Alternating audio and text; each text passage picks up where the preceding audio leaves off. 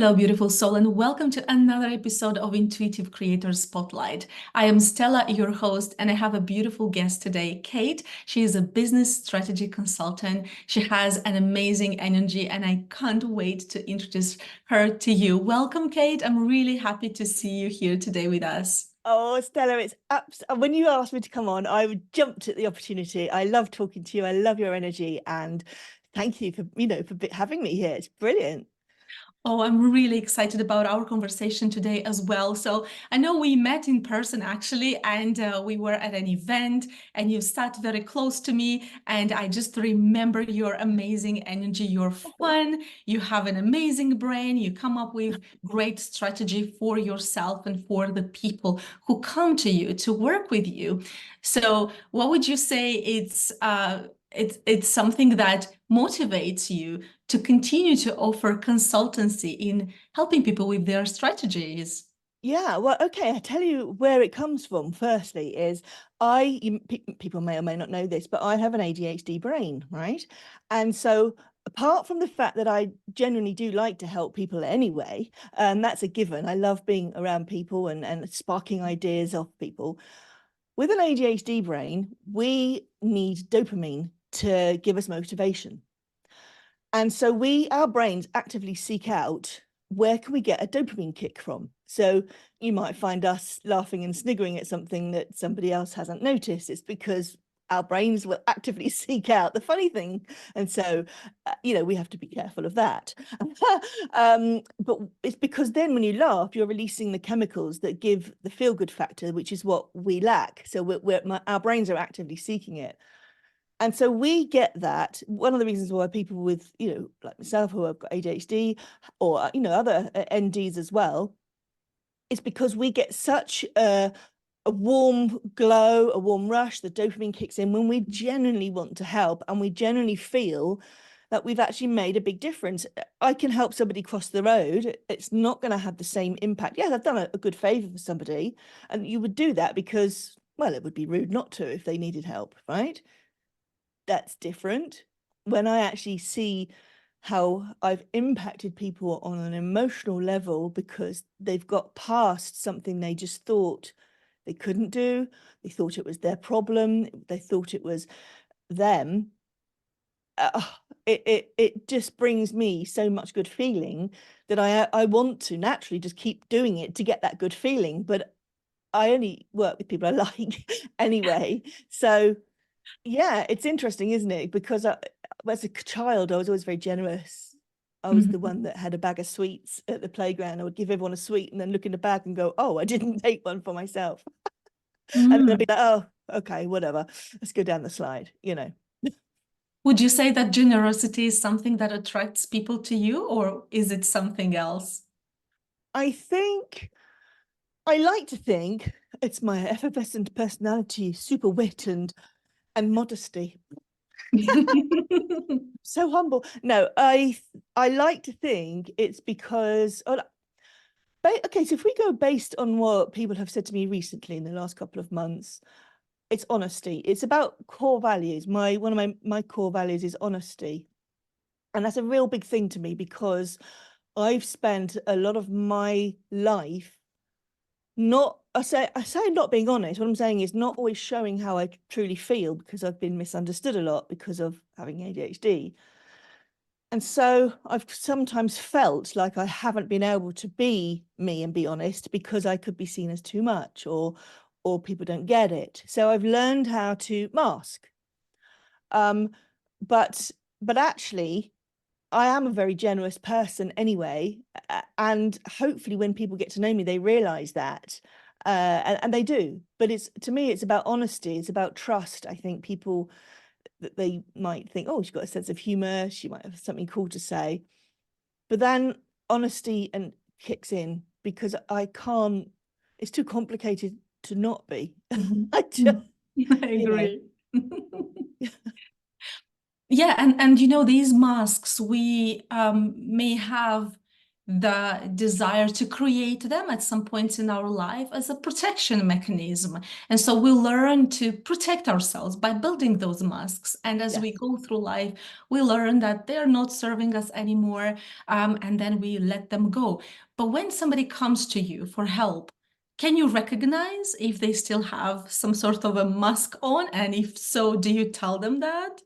No, because we will always mask forever. It's going to be like we can't. It's different if somebody is using a mask or putting themselves into a different situation, position. If you put on the happy face if you've got guests coming round, if something's happened, or you go into different situations. Those are things that we all naturally have to do. I just have to get on with it. Mask. That's something different. Or we put on a mask and we don't want to talk about something that's quite traumatic. Mhm. When depression experiences, when it comes to masking with autism as well, or ADHD, it's completely different. It's because when we are ourselves, we've been misunderstood most of our life. So we've been told that's not right. We hear like 80% more negative comments to us as in our beings than anyone else. So it's like, no, that's wrong, or be quiet, or no, you should try harder. We've heard way more. So the coping mechanism is we've learned when to mask, and it's draining. You can't express. People don't like strong emotions. They don't like seeing strong emotions. They don't like having to deal with it. They don't like having to deal with what they think is a conflict, because we can't always read the tone or hear the tone. Or what I find is that I've said something with passion and people have said, oh, just stop, it's okay, no need to get stressed, calm down. And I'm thinking, I'm not stressed. I'm actually quite calm. I'm just really, wow, this is amazing. It's almost like a child brain. And actually, mature brains, generally mature at around about 25 years old, but ADHD brains tend not to mature until you get to like 35, 40, 45 years old. So we still have that childlike aspect to us, which is always deemed inappropriate or, too much or something like that. Also we want to know, we need to know the facts before we can make a decision. We can't take things on face value, because quite often it's not suited for us. So we have to gauge it. And so people feel that we're asking too many questions or not accepting their advice. And so it's a case of having to mask, or we can't quite often go out into society. Mm. Wow, thank you so much for sharing this, because I know this is going to be useful and helpful to many people who are watching us. Maybe those who go through this as, someone who has ADHD, or maybe for those who work with someone Mm, who has ADHD, because, we are here to learn from each other and about yes. each other and about ourselves too. And this kind of information helps us move forward in life and connect with people. So I know that you have been in business for a number of years, Yes, and I know that you absolutely adore the strategy part. I do. How did these two things come together for you? How did you know that I'm going to be in business and I'm going to work with this strategy in business or with business? Really good question. And again, this happens by accident, because that's how my brain is geared. So one thing that I'm really good at, and you find that a lot of ADHDers are good at, is that we're very, very good with seeing the big picture. We can see an overview and we can read all scenarios. We have to identify what's happening much quicker than everyone else in case we're misunderstood and we can't fit in. So we have almost, there's something in the brain that does it anyway, but we can see the overview. Then what happens is, that's the strategy. We're very good at that. Now, each ADHDer has different skills and qualities. Some people then don't know what to do and they might need some help. Most of us are also better zoom in. Now, whether it's zooming in on the right thing or the wrong thing is beside the point, right? And I say that because we can hyperfocus, we can zoom in and hyperfocus, and we will spend hours on the tiniest fine details. Now, most people are either big picture people or little detail people. We can have the ability to do both, but we can hyper focus and spend hours, weeks on something which is just pointless to do, but our brain needs us to do it. So for me, being able to see the big picture and troubleshoot and be able to problem solve from a young age. If I saw a tree, I wanted to be, so I guess as a child, I wanted to be the one that people, if they came to say, oh, let's get Kate, she always comes up with brilliant ideas. So, well, pressure, I've always got to come up with a brilliant idea now. Trained me to come up with a brilliant idea. Now I wouldn't say they're all brilliant. I always thought they were at the time. I think I still do.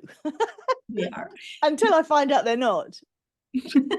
And then I don't mind quitting. I don't care about failure, because how do you know if you don't test things? I'll be the one that jumps first. Right, you've got my data. Now go and work it all out, the best way to do it. And I will just trot on and do something else. Let me know when you've sorted it and we'll try again. Or go and make it better and take the credit. I'm not bothered, but somebody has to do something first. And I was always, our level of risk, we have a higher level of risk. We will take more risks to get the adrenaline, to get the dopamine kick. I mean, the chemicals to give us a motivation for, well, what the brain needs to do. It's not just because we take risks because, oh, we just like the high life. Our brains, if we don't have enough dopamine, we just sit there not doing anything. Mm-hmm. So naturally, being the one that taking risks, I would try things, test things. And so you can't necessarily be afraid of failing so much. And also, I think I learned then that other people didn't want to do that. And I was able to help them do things and see them achieved. Crossing a stream on a tree trunk, when you've got a younger kid or they're going, oh my gosh, I'm going to fall in. You go, no, come on, it's okay, hold my hand. That it's like, oh, I've done it. Oh, and then you get a buzz because you've helped them, but you get a buzz because they've done that task. So I guess that's where the strategy bit came in. And as far as why I'm in business is because I have had tons of jobs. I've worked for other people, I've worked for myself, but I can't really sustain jobs working for others, because there are lots of places and positions that do take into consideration how I work and my brain works, but mostly I can't cope with the pressure and the commitment. It just doesn't work. Now that it can work for lots of people in different jobs, but it didn't work for me. And that's why you find a high number of entrepreneurs are people with ADHD, because that type of life, it's just we can do better. We can take ownership. If something doesn't work, it's not because our employer didn't give us enough help. It's from something else that we might better fix. So. This is incredibly exciting to go on this journey of personal discovery and then put the puzzle pieces together and say, this is why I love the strategy part. This is why I want to be in business. And I also know that you have a vast amount of knowledge, information. Even before we started this video, you helped me with something that I was like, how do I do this? And I was so thankful that you brought this up for me. I know you have a vast amount of knowledge.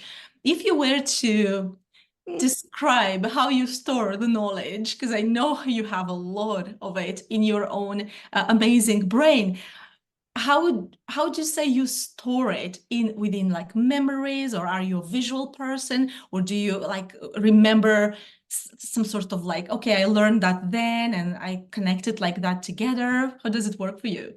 I guess it's anchoring. So I like learning new things, because learning something new keeps me motivated. I find out new things. I like to problem solve.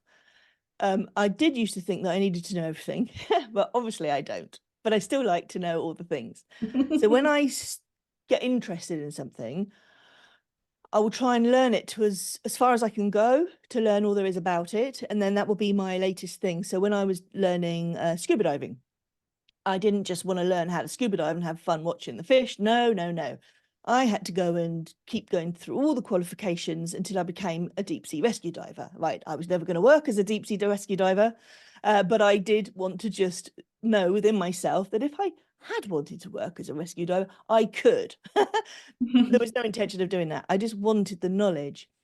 And you have to learn a lot of technical facts. You have to go through little exams. I can pass an exam by just storing short-term memory. My working memory is very weird, so I can remember it, pass the exam, right? If I have to pass the exam a month later and I'm not actively using the information, I will fail the exam. So I have to keep my brain is a here and now brain. I struggle trying to future pace myself and connect with myself in the future.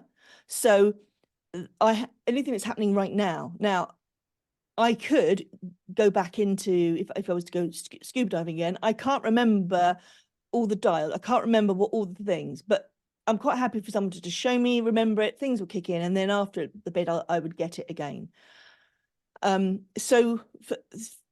there are certain things about scuba diving which are going to stand out for me in my memory about things, about, the key facts. So if someone was to mention something, I could recall that. Music, anything musical that I can connect or anchor to music, like an event, or if I've got I can hear a song, go, oh, it reminds me of this time or that time. And like a lot of people do, but I can remember all the lyrics to things, pointless, but can I remember the text to poetry that you're meant to do for an English exam? No. Now, I know there's lots of people like that, and we all have our own different thing, but music is very good. I will be talking to somebody, and what's happening in my head that you can't see is that a comment that you might say will trigger a lyric from a song. And so my head is full of the chatter of that. It's not just talking to you, it's doing something else. So I have to sometimes sit and spin, or what you don't know is that on the desk in front of me, I'm moving my fingers up and down so that my brain is occupied on what my fingers feel like. So then the other part of my brain can talk to you without the distraction. It's almost like I have to distract myself to be able to focus, which is incredibly complex. It doesn't necessarily make sense, but that's how it is. And so yeah, as far as remembering things that I do all the time, technical stuff, well, I mean, I do most of that all the time and have done for quite a long time. That's something I'm really interested in. But things that have like anyone, I guess, have a memory attached or have a feeling or an emotion, I am going to be more, it's going to be more memorable, but that's for all of us pretty much. So my working memory is I can't remember I can't remember what I have tomorrow. I could look at my calendar in a minute, and then I walk away, and I can't. Instantly I've forgotten. I couldn't tell you what's on there. So there are things I know I just cannot remember. So I have to have it on my phone. I have to be able to look at it all the time. I have to be able to. I can't future pace myself. But tomorrow I have to say, right, what have I got first thing in the morning? Okay, right. I can take myself up to lunchtime. What have I got to do? And I also know that you have a vast knowledge about songs, because I was part of one of your free events, and I remember those tasks. They all had some sort of like reference to music, and that really makes me want to ask you, what would be one song that would remind you of one of your happiest moments in your life? What would that song be? You see, today it will be one song and tomorrow it'll be another. Which one But is I'm going today? to tell you this, which is a little funny story. Okay. Okay. So about a song. So when we got the treadmill, and I started doing, especially in lockdown, like we'd got it before lockdown, but we then actually opened it properly in pandemic. And so I then started doing some running. And I started building myself a playlist, a running list, right? And I was walking and running. Now, there's a song, Lynyrd Skynyrd, Freebird, right? It has about 4.5 to 5 minutes of where it's slower, so you can do a nice walk, and then it kicks into the speed that's a nice running speed, right? So I would always, my running playlist always starts with that song, because it's got it's a song that I just absolutely adored as a kid and growing up. I loved all that type of music. And it matches my pace, and it's got nice and long. So even if I didn't want to do anything else, I could do that song because it's nearly 9 minutes. And then I could get a 10-minute thing if I at least just do one song. I thought I've got to really stretch it.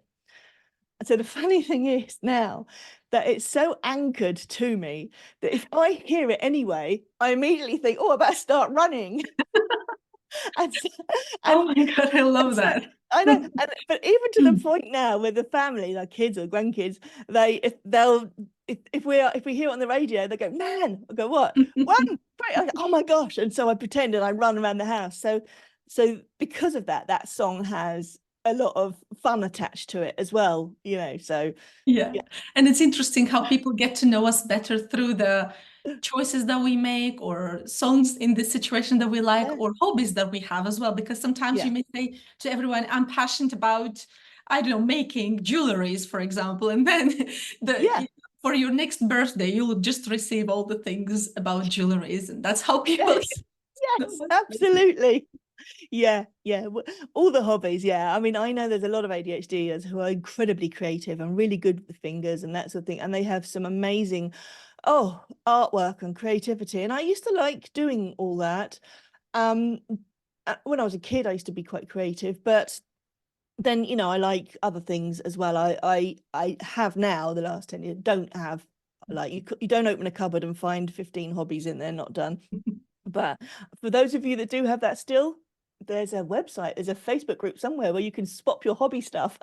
You'll Yeah, go and find it. But we absolutely. talked about plants. See, plants have always been very big in my life. That's a hobby of mine, is growing indoor plants.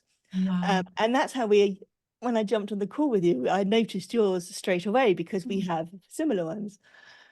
And I like avocados. And I saw a TikTok a couple of years ago, and the guy was talking about cultivating avocado plants, and they take about 10 years to actually fruit, but they look really amazing. So I have been spending the last couple of years trying to find the best way to grow and, so, you know, do avocado plants is like a little hobby. I've got tons of them all in different stages because they can take like 6 months to a year to germinate and things like that. So if you open one of my cupboards, you'll find little packets of avocado plants in various different forms of germination.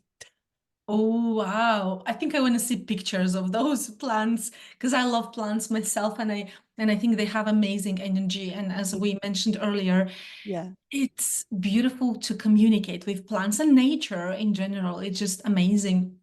So, yeah, Kate, I know that you have been through your own journey of understanding how your own brain works. You've been in your business helping other people as well. And I also know that you have received the diagnosis for ADHD. yeah, Now, because you understand how that manifests, you understand other entrepreneurs when they go through their own journey. And I know that you yeah. have something really, really exciting coming up. I Can you know. please share with us more about your intention to help those who experience ADHD and why you want to do that? Well, as soon as you ask so nicely, Stella, of course. So, well, people know me for the Strategy Success Lab. And based on what I have seen with how we learn and the amount of courses and programs that I've spent money on and maybe not completed myself, and others have too, because it's just how our brains work. I'm actually going to I'm actually opening a branch sounds like a bank, doesn't it? You'll be lucky if you get a branch around here, dear. I'm the ADHD Business Lab. So what it is, it's going to be a low cost membership for people to just come in, have some space. And I'm just going to teach and learn. Well, we're going to start with some unlearning quite often. So, for example, when people say make a list, and then people think they're being helpful by saying, well, instead of a list, why don't you just put everything onto a post-it note and put the post-it notes on the wall? It's like, that's just a coloured list, and different post-it notes is the same thing. Yes, it could be helpful, but, you know, this productivity tools, you know, we'll start them and finish them. But the whole way that we need to manage ourselves, I'm not going to give medical advice. It's going to be none of that, because that's not what I do. But how we can manage our own being and enjoy our business more by recognizing the differences between how we want to run our business and how we're shown it out there online. There's a lot of information given from, you know, very helpful, lovely, wonderful people. But we can't necessarily do it that way. So we take on board, must be us. We're failing. And we know it's not. We know it's not quite right. And we know it's not us, but something just, our self-esteem can be quite low. We just go, it's obviously got to be me. If I can't find a way around it. But actually, why, if that's not your specialism, then why would you suddenly know that? It's like, why would you expect a doctor to suddenly know how to crochet? Why would you expect somebody who makes the most amazing cakes suddenly know how to understand, gardening, tips? You can learn the basics and get by, but it's not going to be enough for you to actually run and maintain a business profitably, because money doesn't inspire most of us. We know we need it to live. We know we need a lot. We might want loads. That's like, yes, because it can buy us tons of stuff, but it's not, doesn't inspire us in the same way as being able to connect with others, where we feel safe, where we can put something into practice, do a different type of launch, a different type of business. We can run it more our way to suit us, where we're not going to be having those months without any finances. And if we do, we've taken that into consideration as part of our overall business strategy.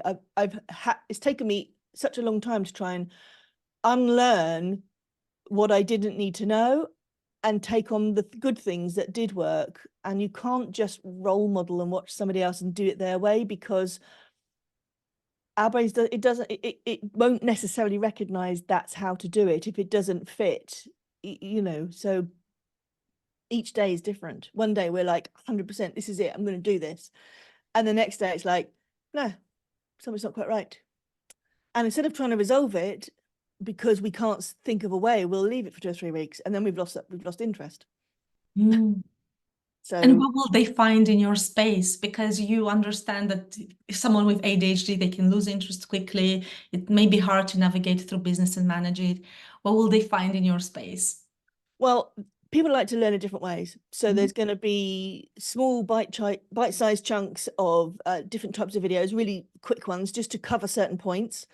Then there's more in-depth ones if people want to then go in depth. Rather than having to navigate both, they might not need that. We all have different things. So there's going to be some of that people can watch at their own time, or not. They don't even have to watch any of them. They may just want to come into, there's a community or a group, and there'll be a weekly call where we can talk about specific techie stuff, which is one of the, the assets that I know, things I know about the techie stuff, or managing something or talking it over. And I know that hybrid way of working works because you don't have to have completed this by then. You can whiz through all the stuff you need. I mean, it's not going to be like learn all this and then be able to do this.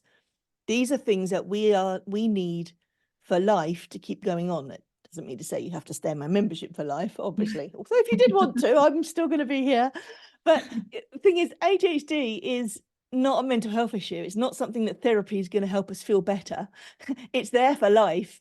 And as we get older, especially women, as we get older, even if we're not, pregnancy, hormones, menopause, all of that kicks in and impacts our ADHD. It just does, because the endocrine system for the hormones is chemical based. It's chemicals. So our brain has chemicals. We have a disconnect between the brilliant ideas and then putting the things into action. So really, we just need tons of people to just go out and do all the things for us. But I say that tongue in cheek because quite often they'll do it all and it won't be how we like it. So we might as well just do it ourselves. So we've got all of that to contend with. It's going to be, this is the sort of thing we're going to tackle, how do I, eating is a big thing. We'll either eat a lot or not at all. Just being more mindful. I'm not going to tell people what they should and shouldn't eat. I did a nutritionist course, but only for myself. I'm not going to teach it or anything, but having the conversations, having the discussions that get lost because we're too busy trying to focus on running our business. Those are the important things we need to talk about. Self-care, because self-care is hugely important, and the amount of self-care that anyone will give themselves is dependent on their self-worth and right. And if you've already got a low sense of self-worth or esteem, or you've always struggling to try and, find that confidence in things, the priority of looking after yourself first is not going to come into anybody's mind, let alone whether you have ADHD or not. You're going to need your immediate needs met first. Mhm. And if you're constantly living in that zone, it's like you're constantly firefighting and you just never get an opportunity to catch up on yourself. So it's about trying to manage that and look at how all our ideas that we have won't get lost. Maybe they will fit, because everyone says, oh, just focus on doing this one thing. Okay, yes, that's fine. But how can we do that when all this is going on as well? Because if we haven't fixed this, we can't focus on this, because we get like a low level of anxiety because something's not completed. It doesn't feel right. So there's all of that going on as Yeah. well. So as to what they'll find. And what a gift for anyone who experiences ADHD to come into a space where not only they learn about business and strategy and tech stuff. Kate is absolutely phenomenal when it comes to anything techy. But on top of that, you have the knowledge and the understanding of what it means to have a lifestyle when you experience ADHD. And there's somebody with that coming into your space, they will not feel like what they're doing is wrong, or it doesn't make sense, Absolutely. because that can be something that Yeah. can create even higher, more intense triggers. And what a Yeah. gift to come into a space like Oh, that. thank you. What would you say is the biggest misconception that people have about ADHD? That we'll be able to fix it. That if we Mm. just learn how to do this, we can apply it all the time, and then that thing will be fixed and resolved. So, but that's not the case. So ADHD is not a mental health issue; it's a disability. So, and I know I've spoken to you about this before and other people, but if you have depression, anxiety, PTSD, trauma-based issues, for grief, they're all emotional-based issues from experiences, events, chemicals in the body, what have you, but they're classed as more of a mental health issue, because one day you could feel depression could really kick in, and the next day you might be having more anxiety. Now, that's not to say that ADHDers don't have all that, they do, but the ADHD brain, the way that that's figured out, it's a permanent thing. So if you teach me that a coping strategy, it will only help me with coping right now. I can't future pace it necessarily. It might not work, next week, because this week I can only present as being who I am right now. And if I'm in a high energy mode, then what's going to work for me for a coping strategy is not going to work for me in 3 weeks' time when I have none at all. I need something else completely different. So that's a disconnect there. There's a misconception that you can learn how to. I tell you what, my pet hates is when I see apps, Facebook ads, or people talking about how you can easily manage your ADHD. No, you can't easily manage your ADHD. If it was that easy, why we wouldn't be here with all these issues and problems. You're once again, it feels like you're saying, well, if you can't manage your ADHD easily, then there's something wrong with you. It's like, hang on a minute. You're telling somebody who has a disability that there's something wrong with them. Well, are you saying that if we have a disability, then that's wrong? And then our whole brain goes off on this big tangent, and then phew, we feel like the failure. We get cross and angry. People don't understand us. We're misunderstood. And there's this whole heap of range of emotions that just fires up and around. And then literally you can put a song on the radio or comes on, and literally we could just switch, and we're like, okay, we can let that go and move on, or not for 2 or 3 days. It depends. So where you can have managing coping techniques, strategies for managing anxiety are great across the board.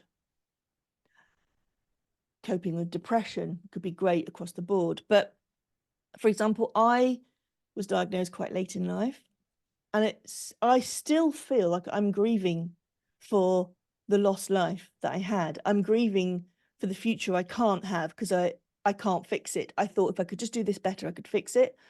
I'm grieving for that still. Now that is an emotional based thing, and grief has its own cycle.